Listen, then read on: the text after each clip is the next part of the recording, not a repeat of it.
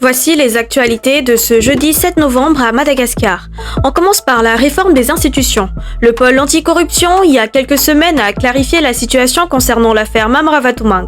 Selon leur représentante, contrairement à certaines rumeurs, aucun mandat d'arrêt international n'a été émis contre l'homme d'affaires.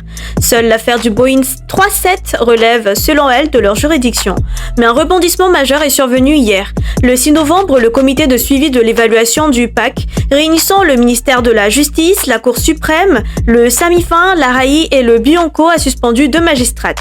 Il s'agit d'Élisée Rassoahint, chef du parquet de second degré, et de Baovoula Raetla, chef de parquet de premier degré du PAC. Leur suspension intervient après les déclarations jugées contraintes à la déontologie, notamment sur l'absence de poursuite contre Ravatumang. Le CSE veut ainsi affirmer sa volonté de préserver l'intégrité et l'indépendance du système judiciaire. Du côté de l'éducation, plusieurs annonces importantes. Le colonel Randrianirina a indiqué que les étudiants en doctorat titulaires d'un master pourront occuper gratuitement un logement au lac village d'Ivat pendant 1 an.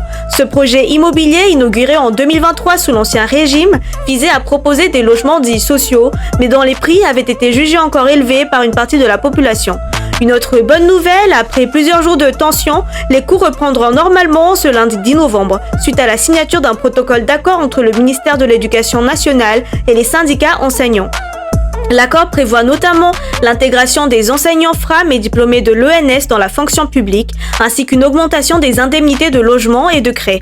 Dans le même temps, le ministre de l'Enseignement supérieur a visité le campus universitaire de Vatufut à Ntirabe, où il a confirmé que l'université publique de Vakinakaraja deviendra pleinement autonome à partir de 2026. Sur le plan diplomatique, plusieurs rencontres ont marqué la semaine. Le président de la refondation, Michael Randrianirina, a reçu Atou Sek, représentant de la Banque mondiale pour l'Afrique, pour discuter de nouveaux projets d'accès à l'eau potable et à l'électricité. Il a également reçu l'ambassadeur du Japon, Abe Koji, venu présenter sa visite d'adieu après 3 ans de mandat. Le président a réaffirmé la volonté de renforcer les partenariats stratégiques de Madagascar et Japon.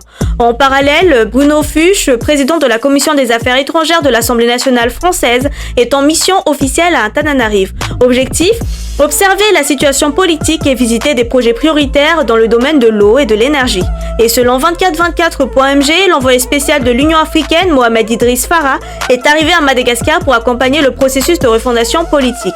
Cette mission fait suite à la suspension du pays des activités de l'Union africaine. L'objectif : encourager le dialogue national et préparer la venue du groupe des sages de l'Union africaine chargé d'évaluer la transition. Enfin, à Maurice, l'affaire Mamravatumang connaît un nouveau rebondissement. L'homme d'affaires a été hospitalisé ce 7 novembre à la Cardiac Unit de l'hôpital Victoria, quelques heures après son transfert au centre de détention de Vacoas. Souffrant de douleurs, il a été ramené d'urgence